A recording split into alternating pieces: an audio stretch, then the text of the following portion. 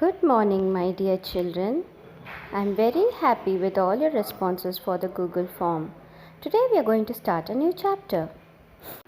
Children, we all know that a computer has no intelligence. Then how does the computer solve so many problems and gives us accurate solutions?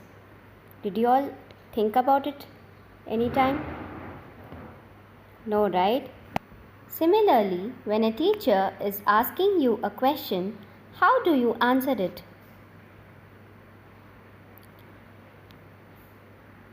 Who tells you the answer or who tells you what to talk and how to talk? Yes, it's your brain that gives you the instruction. Similarly, a computer gets its instruction from? Very good, software. So today's session is about software and types of software. Are you all ready, children? So software, what is it? In day-to-day life, you are using many applications in your system like Word, PowerPoint, Excel, etc. Did you all know what that is, children? It is a software, correct? Now let us understand the term software in depth. A software is a collection of programs that are stored and run on the computer hardware and helps users to work. Now, what is a program, children? A program is a set of instructions given by the user to work on the computer. The instructions are given in the form of computer languages.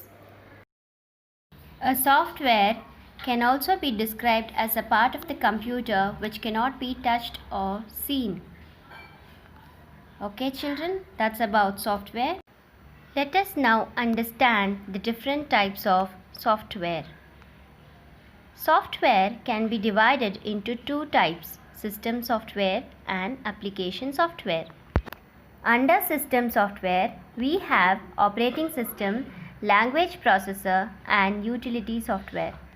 Similarly, under application software, we have two types. They are general purpose application software and specific purpose application software. Now, what are these system softwares? A system software is a collection of programs that controls the overall operations and internal working of a computer system. A system software reads data from the input devices and transfers the processed information to the output devices. If you summarize, a system software is the software that controls the internal part of the computer system. Let us now take a look at the types of system softwares. As discussed earlier, system software can be divided into three: operating system, utility software, and language processors. We also have something called as device driver, which is being installed on the hardware for the hardware to work. Today, we will be discussing about the operating systems. What is an operating system, children? An operating system, sometimes called the platform, coordinates all the activities among computer hardware resources. So whatever internal work that is happening inside the system is taken care of by the operating system. An operating system can also be defined as a program that manages a computer's resources and acts as an intermediary between the user and the resources. So between the computer and the user, there is something called as operating system, which takes care of all the incoming and outgoing information and how to process it. So all these things are taken care of by the operating system. Understood, children? So, an operating system is the first program that gets loaded in the memory whenever the computer is switched on. Let us see the various tasks that the operating system performs. An operating system handles the inputs and outputs. It loads and runs other software applications. It moves data to and from the hard disk. It allows software to communicate with the hardware. It manages the system security. It handles the system errors and alerts the user. It manages files and folders. It recognizes and installs peripheral devices. An operating system works like the principal of your school.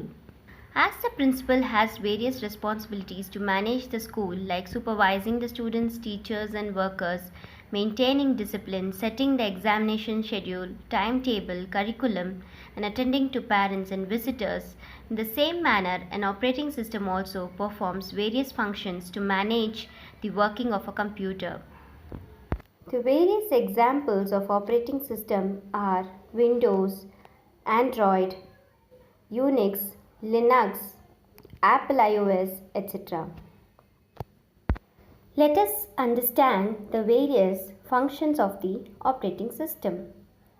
To summarize the functions of an operating system, it includes device management, memory management, runs software, processor management, file management, security, and fault management.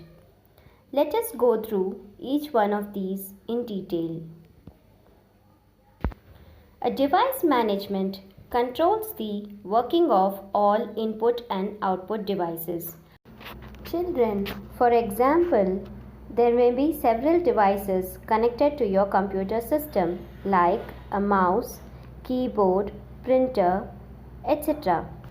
So all these devices will be constantly communicating with the system based on the user requirement.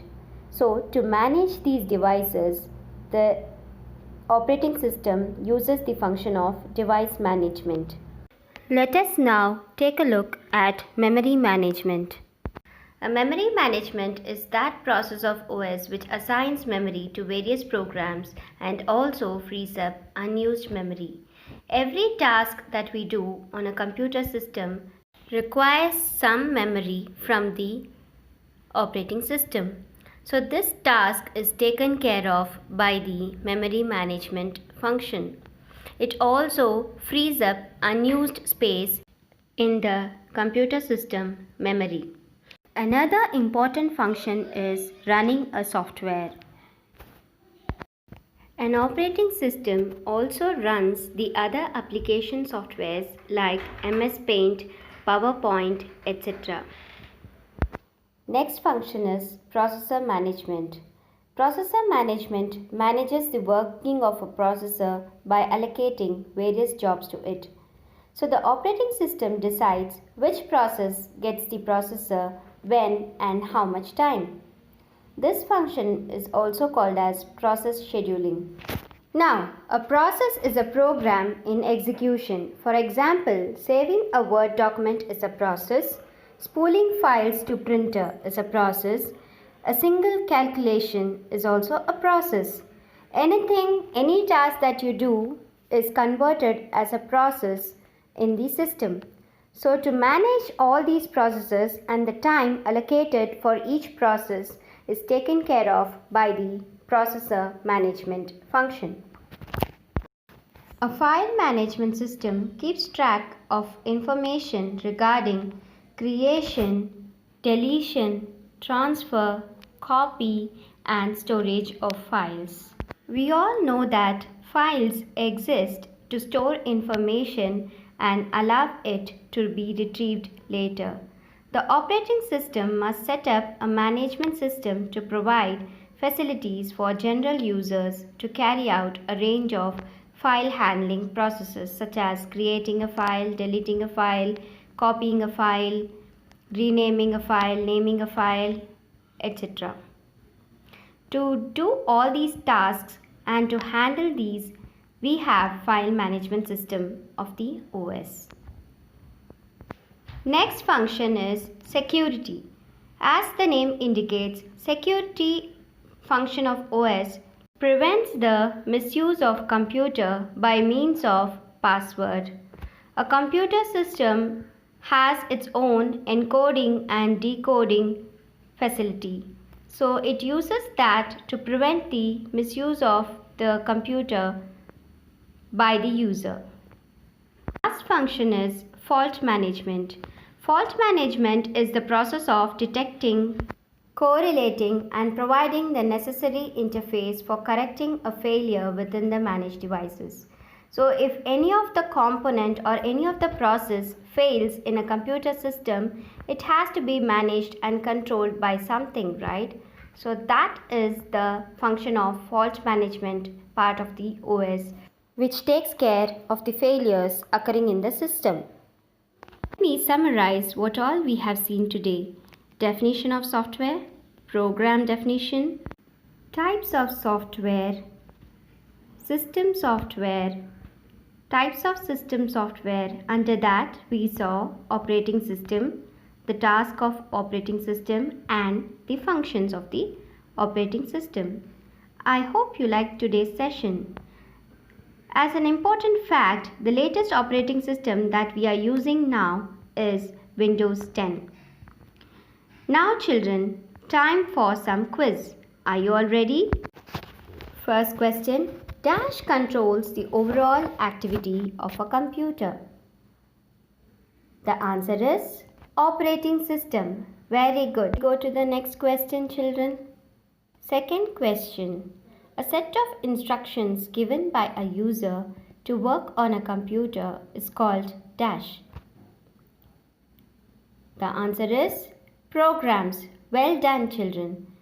Next question. Programs are written by means of dash. Any guesses children?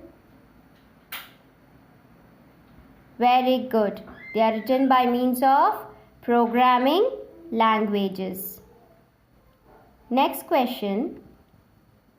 A dash is the first program loaded in the memory when the computer is switched on. Any guesses children? Correct. Operating system. Very good. Final question. Which function of the operating system is used to manage the memory? Very good. It is memory management.